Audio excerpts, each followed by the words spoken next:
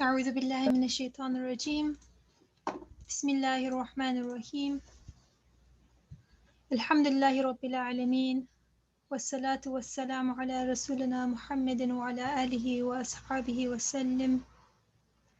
ربي اشرح لي صدري ويسر لي أمري واحلل عقدة من لساني يفقهوا قولي. حسبي الله لا إله إلا هو عليه توكلت وهو رب العرش العظيم. آمين والحمد لله رب العالمين. Assalamu alaikum everyone. Hope everyone is doing well, inshallah. So today we will be continuing the 10th word. For the last few months, actually, we've been continuing our reading and studies on the 10th word, which covers the topic of resurrection and the hereafter. Under the light of the verse, chapter 30, verse 50, which goes, "Look then at the signs of God's mercy, how he gives life to the earth after its death. This same God is the one who will return people to life after death. He has power over all things." And so we've been looking at this verse, and the author has been taking us through different ways in which we can confirm the signs and witness its truths within the conditions of our lives here and now. Um, as a quick summary, we've been kind of approaching different angles on how I can confirm the reality that another form of existence after death will take place and is necessary. And for the last few weeks, we've been discussing the fifth truth, in which the author specifically approaches the necessity of continual existence in the light of the qualities or divine names of the Creator. And in this particular section, we've been zoning in on, understanding and confirming this truth of the necessity of resurrection through the manifestations of the names answer of prayers, um, and compassionate, Mujib and Rahim. And how, the prayer and supplication of the Prophet bears witness and is a means of confirming, the necessity of an eternal realm. And in this section, up to this point, we've covered, how the Prophet represents one who recognizes their need for eternal life and eternal happiness and existential security, but also expresses himself to the Eternal One who can meet his needs and the needs of all of humanity, and how through the expression of this need and this worship to the absolutely compassionate one who responds and communicates with me. So in this sort of relationship, the human being is saved and lifted from the depths of purposelessness, meaninglessness, annihilation, as we read last week, and raised to the pinnacles, or not last week, 2 weeks ago, and raised to the pinnacles of value, meaning, and security, existential security, and eternity. So inshallah, today we will be continuing from the section over here that I've highlighted. And, as we read, please feel free to chime in at any time by raising your hand, posting a comment. Feel free to share any thoughts, comments, reflections, anything really. It is very much appreciated. So I will begin reading then. Indeed, how could the creation of spring be difficult for the possessor of absolute power, who each spring makes the face of the world into a plain of resurrection, and brings forth there 100,000 examples of resurrection. In just the same way that the messengerhood of the Prophet was the reason for the foundation of this realm of trial, the saying, were it not for thee, I would not have created the spheres, being an indication of this, so to the worship he performed was the cause for the foundation of the abode of bliss. I'm just going to go ahead and read the whole thing, and then we can come back and kind of review paragraph by paragraph.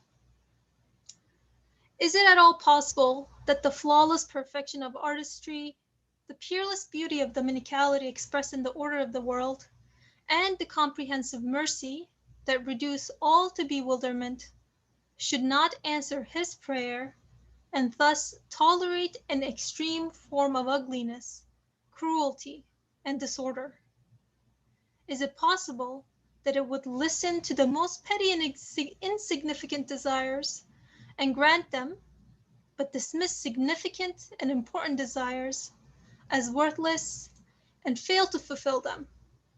No, 1,000 times no. Such beauty can never accept such ugliness and itself become ugly. It is unanimously agreed the total reversal of truths is impossible.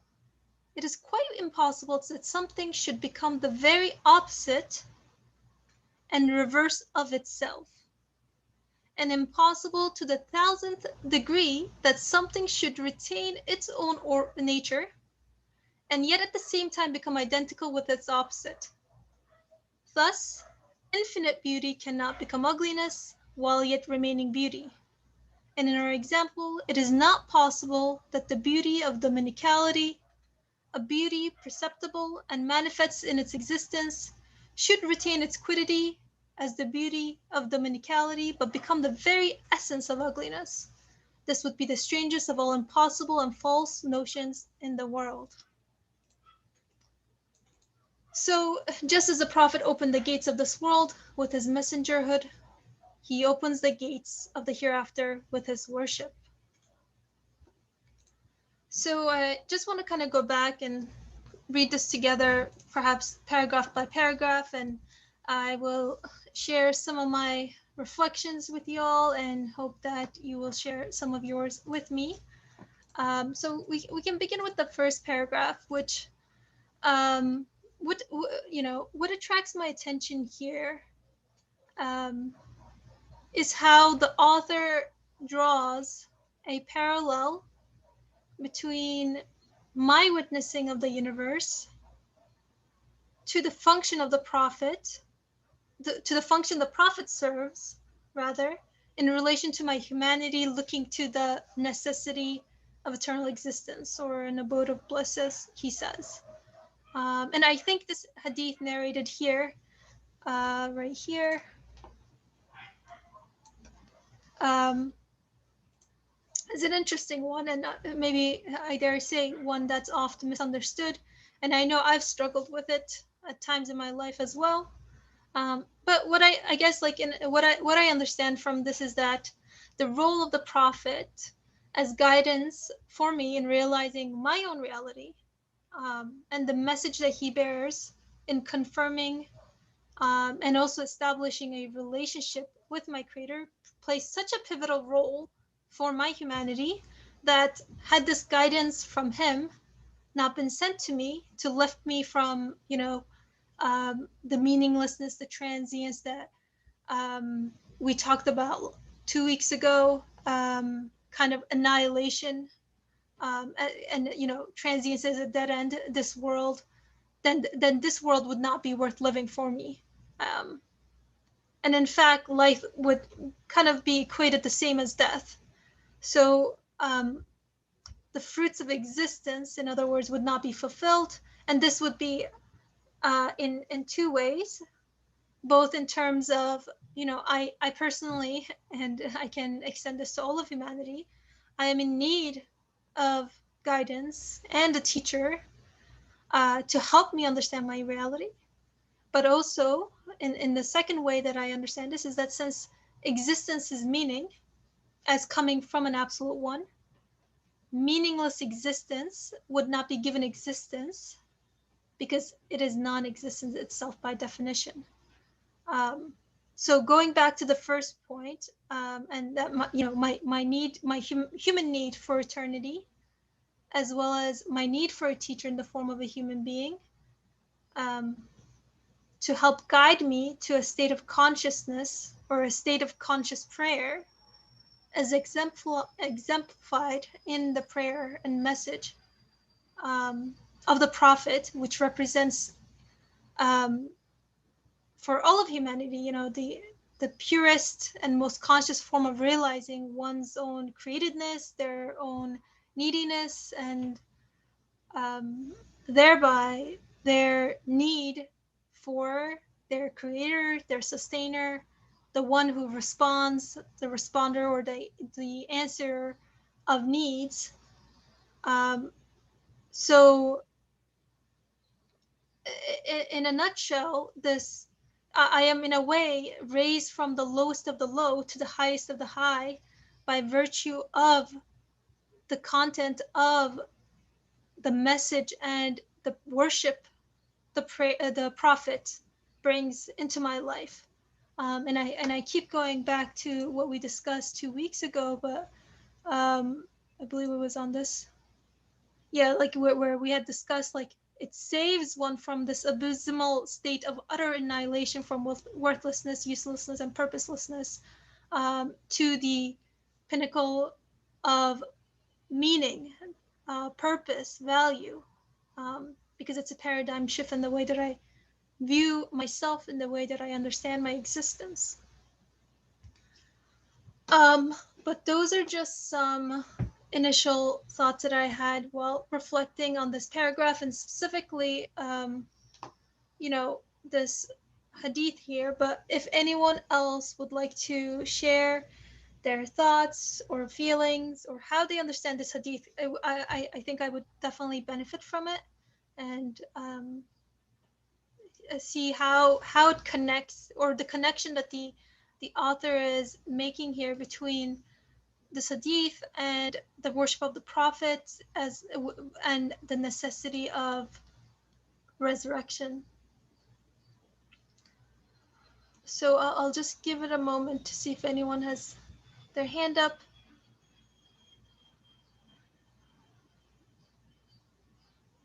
And Aishanur, please go ahead. Thank you. Yeah, I don't have any like fully formed thoughts yet, but and this comment isn't necessarily on the hadith, but I was just thinking about the first sentence of how could the creation of spring be difficult for the possessor of absolute power, who each spring makes the face of the world into a plain of resurrection and brings forth 100,000 examples of resurrection.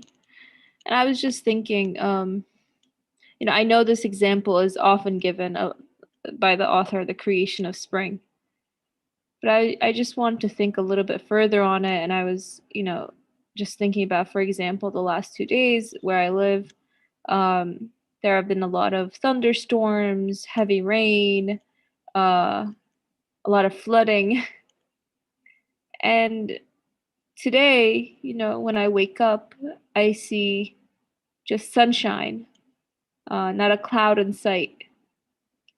And perhaps that doesn't necessarily always enter into our thoughts as an example of resurrection, but for me in this moment, it kind of did, in that I see one day being transformed into, let's say, a cloudy day, and then being transformed back into this beautiful sunny day.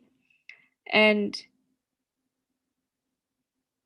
I guess it's just this very clear, very immediately accessible example of this complete transformation of something that I experience. I see that in my life, I want to preserve the happy days. I want to preserve, happy moments, um, or happy times with someone perhaps that I love. But I see that I also can't hold on to those, just as I may not be able to hold on to a sunny day. And so I guess, like, this creation that is taking place in front of me of spring, of just the weather, of anything else, is showing me how, like, easiness and difficulty isn't even a scale upon which to measure it by, because it's just so uh so I don't even know what the word is for it, but just so clearly created and changed and transformed. And it made me think about this question that I guess the author begins the paragraph with. And I know what I'm saying isn't directly related to prophethood, which is, or the prophet, the worship of the prophet, which is more of the topic. But I was just thinking that the question that the author begins with is, if I reflect on, it, I can readily say, yeah, it can't be difficult. And just as that's not difficult, just as the creation of spring is not difficult, just as, it's not a surprise for me that I can experience a fully sunny day after a fully rainy, thunderstormy day, that that which I cling on to of eternal happiness is in that same sense so easily available, must be, um, by my creator, since he has given this desire to want and this desire to need. Uh, but I know other people may have thoughts directly on what you were saying, which was about the hadith, so I don't want to take away from that. Just wanted to share that thought. Thank you for your comment. Ali Murmur, please go ahead. This kind of hadiths are called Qudsi hadith. It means God has inspired the meaning. That's the principle in hadith reading. God has inspired the meaning to the prophet, and the prophet is transferring this meaning with his own language to human beings or to his friends around.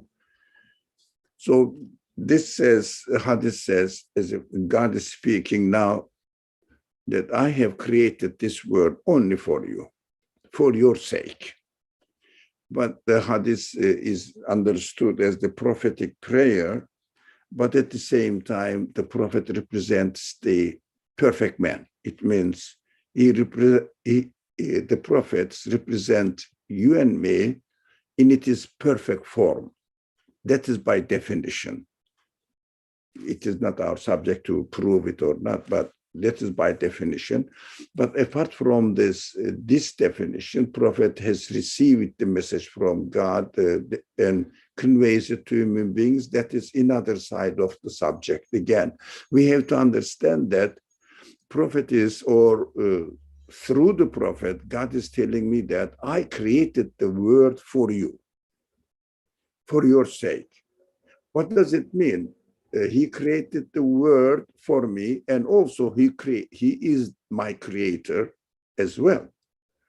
What does it mean, really? Rather than seeing some sort of extraordinary privilege to the prophet, etc., we have to concentrate my responsibility as I learn from this kind of narrations. My responsibility is that I have to look at the world and try to see it whether it is created for me, for my sake. I would say, as far as I am concerned, yes. Why? Because I have been given the capacity to comprehend everything what is manifested in the universe. Now, that is fine. So I understand that, look, as far as I am concerned, for example, I'm living in a room now in a house, so I can say, this house is made for me. I'm using it, but there are ants also using it. There are other people also using it, and the guests come here and use it.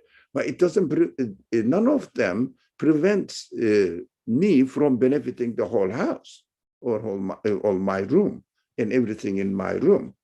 So I have to say that, it is created for me. So I must communicate with the universe through my human feelings and see whether it is created for me and what it means for me. It means that what I understand, yes, I am, as far as I am concerned, it must be created for me. And what does it mean for me? And then what I want. For example, if it is created for me, I want it not to be destroyed completely. That is how I am created. This desire in me, created by the creator of the house in the example, or by the creator of the universe in reality, that I don't want this universe completely disappear from existence, and I don't want also myself completely disappear from the universe. The existence in general is given to me with the desire not to be completely disappeared. So I don't want to get out of my existence. I also want everything to be perfect. It means that the hadith, what I understand from hadith, if I don't want, if I have this desire that this universe and me should not disappear from existence completely, this desire, as long as this desire is referred to the creator of the universe, creator of my feelings, I will make sure within myself that this creator is not going to annihilate or completely give an end to the existence of this universe. It is my security. The desire in me is my security. So even if this universe continues to change and it may be destroyed, but existence should not be destroyed completely. It means my existence should remain, and whatever I desire must also remain in existence. But the existence, the type of existence may change. It is continuously changing anyways. It may be another type of existence, but at the end of the day, I must exist. This is the prayer. Of course, in the hadith narrations, represented by the perfect man. It means I have to desire for my existence to continue with no interruption. It means permanently. So I can ask the creator of this desire, I want this, please give it to me. Do you think the creator of my feelings, my needs, will contradict itself? That's what I understand from the text here. Why should it contradict? It gave me this desire, and why should it contradict? But one thing, yes, if I say my creator, if I don't acknowledge my creator, if I say I have no hope that my existence will continue, I will disappear. Of course, this understanding is a kind of insult to the creator, saying that I am saying to the creator, you cannot do it. In fact, I don't acknowledge you. So I am not really addressing my need for eternity to you. I am despaired. You know, if someone is not asking you for something, would you like to give it to him? Give something to him? He's not asking. When you offer something, if he rejects it, what you do? Okay, if you don't want it, I'm not going to give it to you.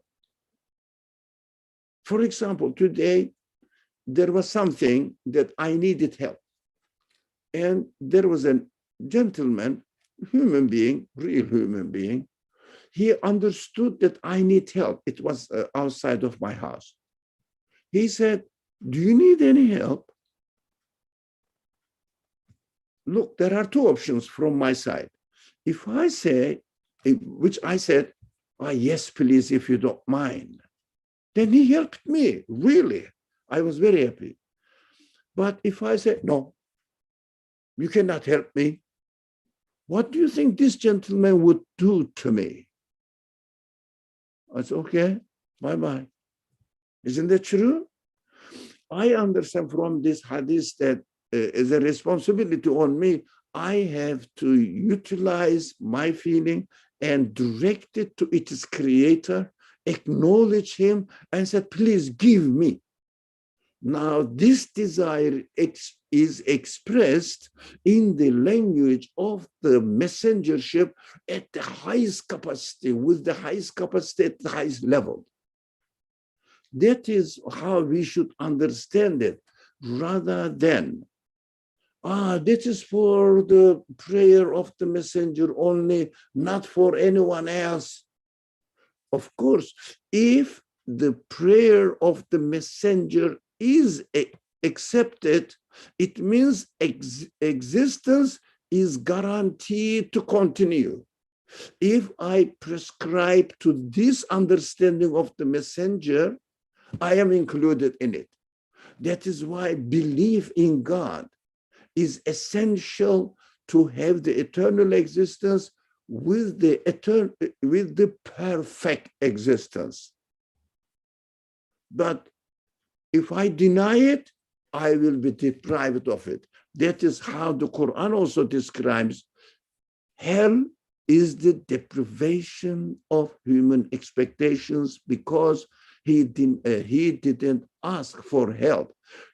Help was offered in my this morning's experience, as it is in my this morning's experience. If I deny it, okay, the creator say, okay, if you don't want it, all right, I'm not going to give you perfect the pleasure of life, existence. You are not wanting it. That is why belief is the key. It means confirming one's reality is the key. Whether I reject my reality or I confirm it.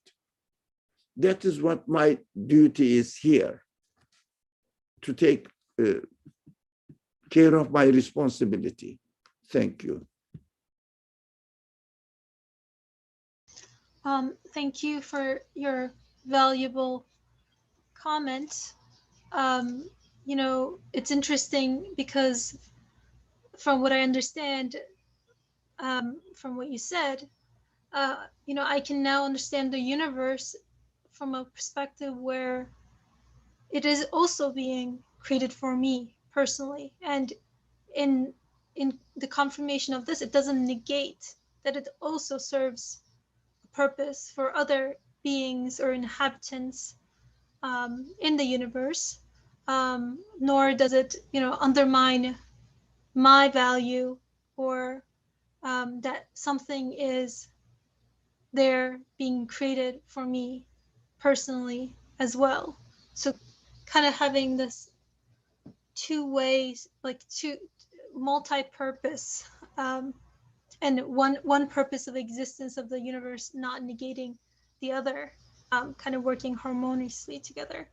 Um, and then at the same time, confirming, or an emphasis that you made was confirming this by looking at the universe, but also within myself and the feelings that I have for eternity, that I want my existence to continue, that I don't want to disappear, and extending this to everything that I love and essentially everything within existence, essentially.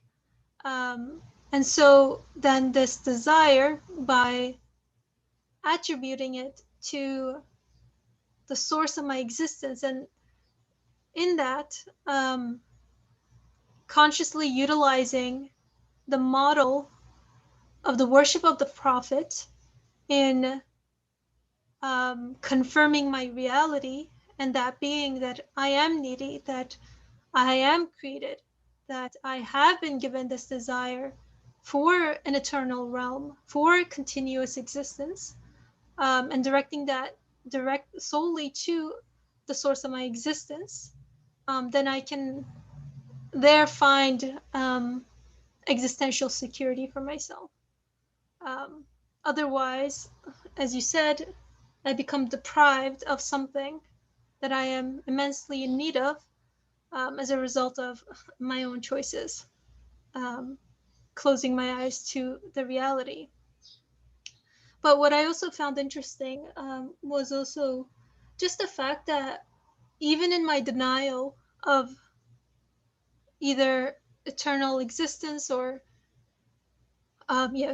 confirming eternal existence for myself, I'm still in a way directing that need for eternity somewhere, whether or not I'm really conscious of it.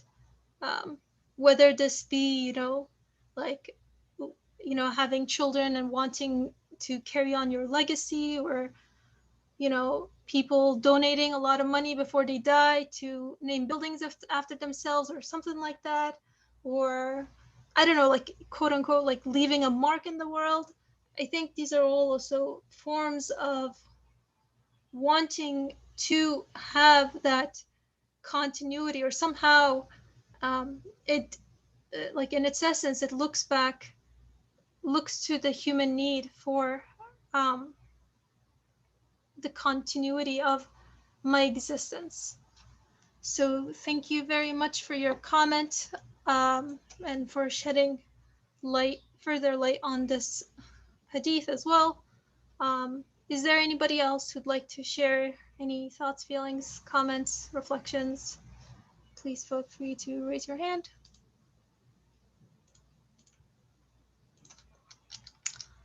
Um, if not, then we can continue, um, with the next paragraph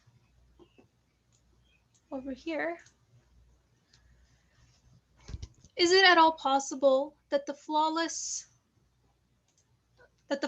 perfection of artistry, the peerless beauty of dominicality expressed in the order of the world, and the comprehensive mercy that reduce all to bewilderment, should not answer his prayer, and thus tolerate an extreme form of ugliness, cruelty, and disorder? Is it possible that it would listen to the most petty and insignificant desires and grant them, but dismiss significant and important desires as worthless and fail to fulfill them? No, 1,000 times no. Such beauty can never accept such ugliness, and itself become ugly.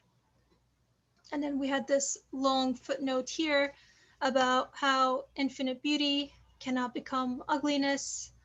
But maybe I'll just read it one more time just to refresh ourselves.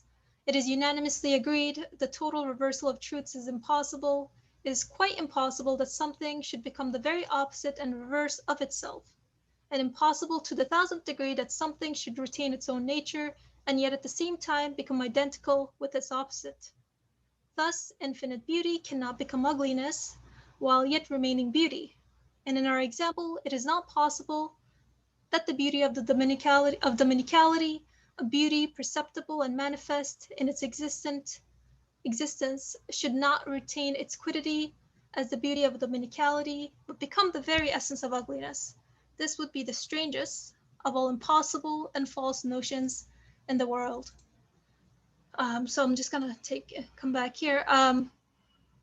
What comes to my mind, I guess, with this, the last paragraph we just read, um, in actively denying or even actively not confirming the necessity of continuous existence, I find that I paint all of the perfection, artistry, beauty, order, mercy, compassion around me, within me, all everywhere, with the brush of ugliness, cruelty, and disorder. And This is directly related to the way I see and treat the rest of, or the way I see and treat the rest of existence and everything within existence in the universe is essentially directly related to how I perceive, understand, and treat myself, my own existence, how I understand my own reality. So there's a direct tie there. If I extend that ugliness and cruelty and disorder to the universe, I thereby extend that invitation to ugliness, cruelty, and disorder to myself as well. Um, and an interesting point the author is making here is that the existence of the universe would simply be a contradiction if not for eternal existence. Um, and I can see this in, for example, again, we're kind of zoning in on the answer of prayers and the compassionate one through the worship of the prophet in this. But I do find myself, I do truly find myself in a state of wonder or bewilderment um, when I look at the universe around me. Like as a friend said earlier, there was a lot of rain yesterday, and I was looking at some shrubbery next to a building, and it was just like simply amazing. Just looking at the different types of leaves and how they all had like um, different shades of green, different textures. Some were rounded, oval. Others had like 5 sections or something on their shape on their blade. And and the way that they reacted to the water, to the rain, was all different. Like some of them had droplets on them, while others were more velvety in texture. So just looking at that, um, it's it's such art and perfection from literally every perspective, and also perfection and also in terms of the functionality as well. So functional art, from no matter which angle you look at it, it serves a purpose and also has the highest level of aesthetic, if you want to call it that.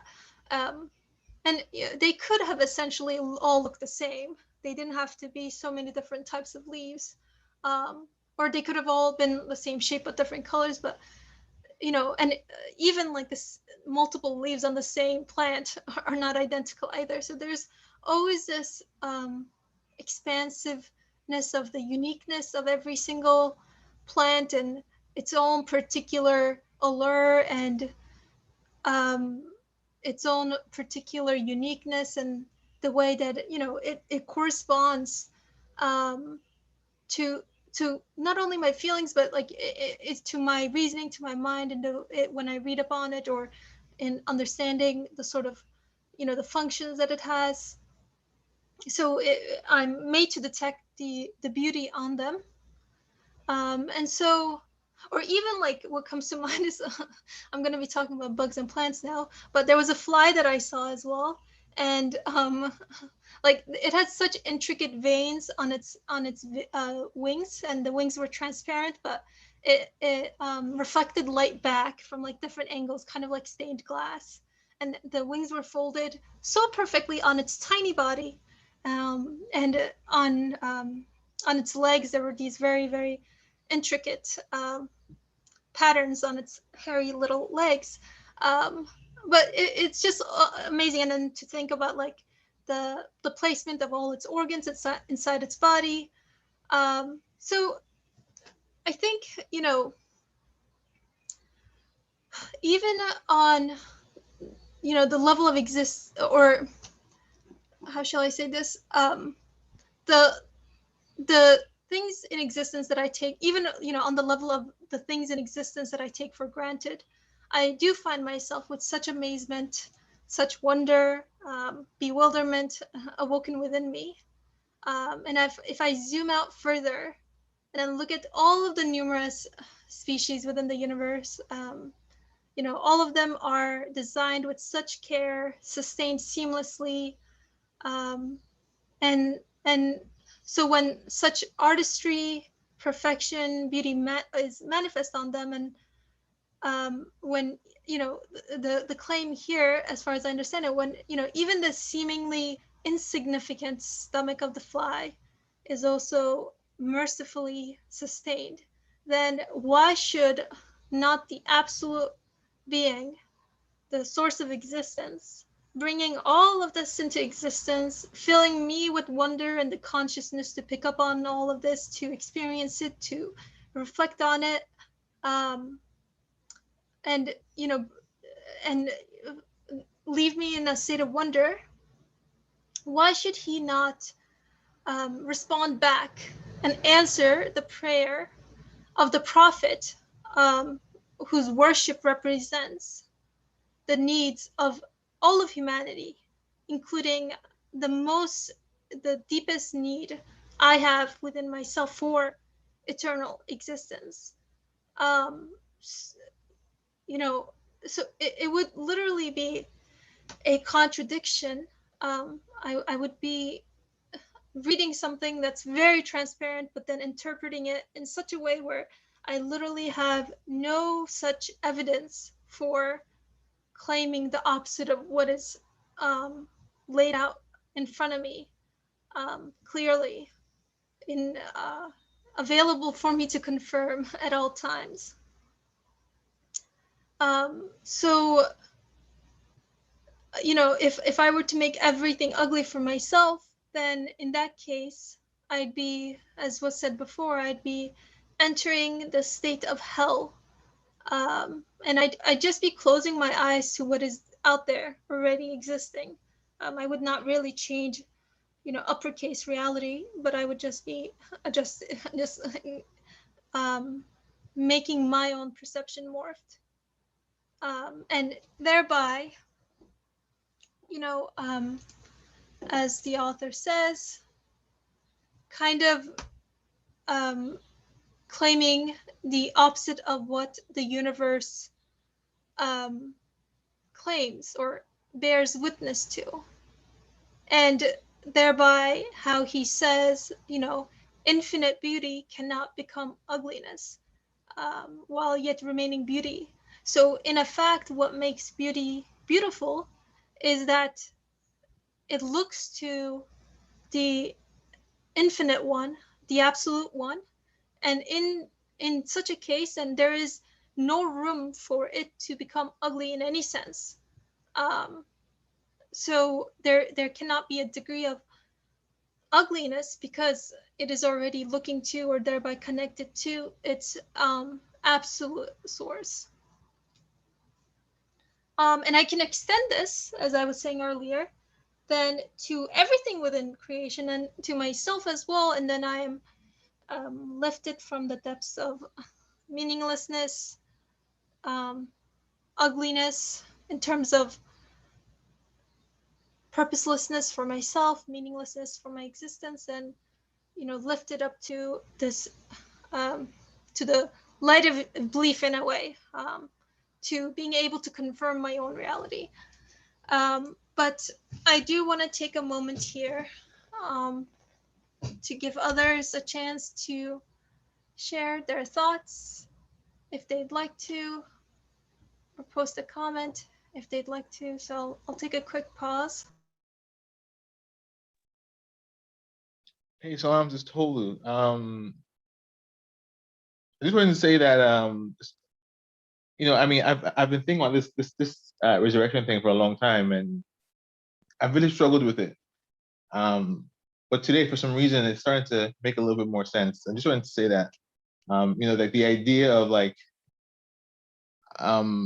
here is like this being taking care of all these things that I'm seeing, even the fly in my existence. Like, how would he not give me the thing that I want the most, more than anything else?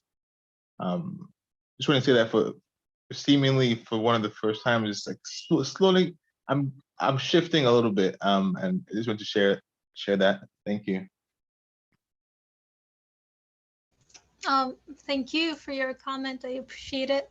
And I think, yeah, for me at least, it begun with realizing or being able to first and foremost say, yes, I do want eternal existence. And then, as you said, kind of finding these snippets or moments of seeing literally everything. Like even just like in my backyard, there are numerous, countless bugs and species living there, like underneath the soil, above the soil, on the trees, wherever. And just to think about the sheer amount of power, compassion, mercy, justice, um, sustainership that is required to take care of them at all times. And like some of them maybe never see the light of day ever. They kind of live down there, but kind of expanding this to the entire universe, it just blows my mind, really, how expansive it is, and how I can confirm the absolute nature of my creator along with the desire for eternal life that he has given me. And as we often say in our classes, the desire that is given to me itself looks to the one who will fulfill the desire. He would not have given it to me had he not wanted to fulfill it. Otherwise, if that were the case, then I would be able to see that very cruel approach in the universe as well. Whereas within all of creation, and I just zoom in, let's think about babies, like the babies of every single creatures or creation, they're always so well taken care of, and the parents are always so sacrificing, they're serving the baby because of its poverty, because of its impotence. So if that were not the case, I would not be bearing witness to that as well. But thank you for sharing your comment. Is there anyone else that'd like to share any thoughts, feelings, reflections?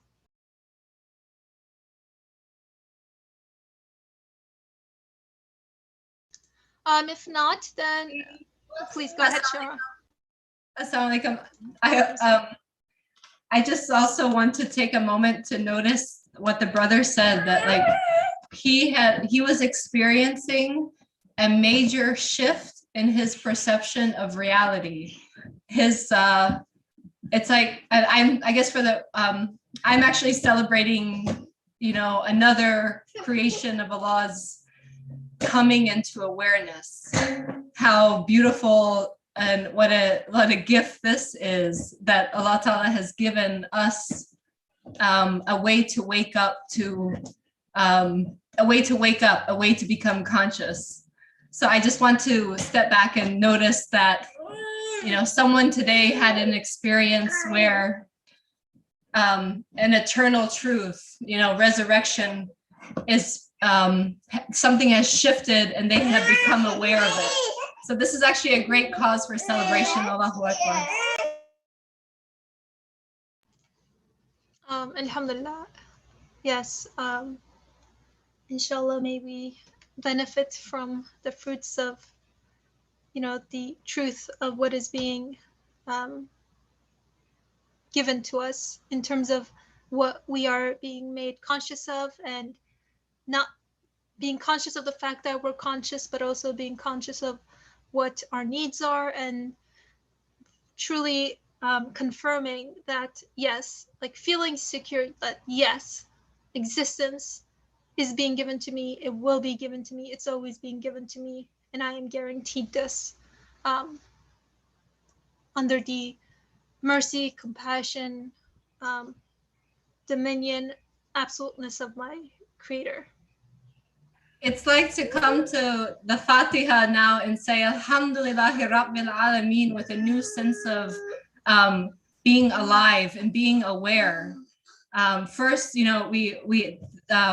are coming to praise of him, and then to realize that he's not just he's not like some God out there that's not relevant to my need, that isn't intricately the creator and the giver of my needs, but somehow disconnected from my current reality. Then he becomes Rabb, and then we go and we see the creation and we know that it's Rabbil Alameen. So now we can approach the Fatiha with this this being awake and this being aware. Thank you. I really liked your comment. Yeah, I think, as you said, like this shift in connecting, like somehow not externalizing myself from my creator and my reality from myself. I think, as you said, like it's another piece of the puzzle, or perhaps another perspective from which I draw closer to understanding the connection within all of these things. Jazakallah khair for your comment. If there are no other comments, then I guess we can continue here, where it says, so just as the prophet opened the gates of this world with his messengerhood, he opens the gates of the hereafter with his worship.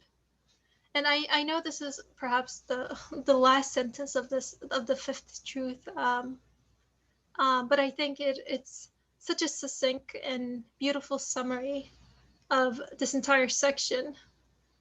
And perhaps to summarize, I could say, to the extent I realize my own needs, and specifically the need for eternal existence, the need for existential security, and to the extent that I can see and confirm the answer of prayers, Mujib, and the compassionate one, then in the universe and through, or in the universe and as represented through the prophet's message, is the degree that I can understand, not only the value of the messengerhood of the prophet, but also the guidance that he is guiding me or sending, or the guidance that is sent through him. Because they're all connected, like it's not just as I, in this section at least, it's both not externalizing my own creator, my own feelings, the universe, but also what the prophet's worship represents here. And that represents essentially my needs, the representation, or the highest level of consciousness of acknowledging one's own needs and turning them towards the absolute creator. And like even though these needs are with me, these feelings are with me, I am in need of guidance to try to understand what they really mean to me. And because I could always be acting in a way where my actions reflect my needs, but I might not be aware of why it is that I'm doing something, or why it is that I act a particular way. So in a way, the worship represents a way for me to become aware of, or further become aware of, and a roadmap, if you will, of attaining or working towards cultivating that consciousness of my own reality, of my own neediness, and establishing that connection with my creator. And it makes sense that I would wish, as a side note, we often wish countless blessings on the prophet. And it makes sense because the value of what he brings to my life and what his message represents for my humanity, what his worship represents, in terms of the guidance it offers me, cannot be measured in any quantifiable way. Without it, the world ceases, or the world becomes hellish. So instead, through the light of the guidance brought to me, where I can, become aware of my feelings and of my needs, and be guided to the absolute one, and establish that loving relationship with him, the gates of the hereafter are opened, through the supplication of the prophet, through his through the worship, through his worship. Are there any thoughts, comments here? Final thoughts, comments? Anyone would like to share?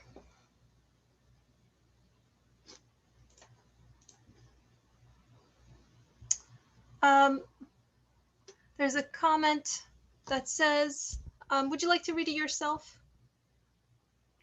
It was just a summary of what you've just said. But I was looking at the dua that the fifth truth ends with, and it says, "May the blessings of the compassionate one be upon him to the extent of all that this world and paradise contain." And that made a lot of sense to me because his presence and the message that he brings transforms my life here and the continued existence that I will be given. So it just makes sense that I would wish upon someone eternal blessings or endless blessings because the message that he brings is also endlessly transforming my existence. Thank you for your succinct and beautiful summary. The Sharani family, go ahead. Yes, for me today also there's a new understanding that I believe that the Messenger Sallallahu Alaihi Wasallam is telling me, look, we're interconnected. We are both created by Allah. Let's turn to Allah together, and our existence is interconnected. So for me, that's a new understanding today of sending salawat upon him. And he's teaching me, look, let's praise together. I will help you. I will show you how to become aware of your creator and how to draw near to him. And so this is now giving me new meaning and understanding for sending salawat. That's a great reflection. Thank you for sharing. And, as you were sharing that, I was thinking, the salawat itself, I think is a reflection of this meaning. But at the same time, if I find that I'm saying it kind of in autopilot mode, where the meaning kind of goes over my head, then I can utilize that again to ground myself in my reality and say, hold up, what is the meaning of this? And then have that vertical relationship with my creator through the worship of the prophet, essentially. So thank you for your comments. So I'd like to read the final closing dua here, and then inshallah, if there are no other comments, we can end here today. It says, may the blessings of the compassionate one be upon him to the extent of all that this world and paradise contain. O God, grant blessings and peace to your servant and messenger, that beloved one who is the master of both realms, the pride of all the worlds, the source of life in both spheres, the means for the attainment of happiness here and in the hereafter. He who flies on two wings, who is the messenger to both men and jinn, to him and to his family and all of his companions, as well as the brethren from among the prophets and messengers. Ameen. So inshallah, if there are no other comments, we can end here today. سبحانك لا علم لنا إلا ما علمتنا إنك أنت العليم الحكيم وآخر دعوانهم أن الحمد لله رب العالمين. Thank you very much, everyone, for listening, for your presence, for your contribution. Jazakallah khair, and inshallah, hope to see you all next week. Assalamu alaikum, jazakallah. Thank you.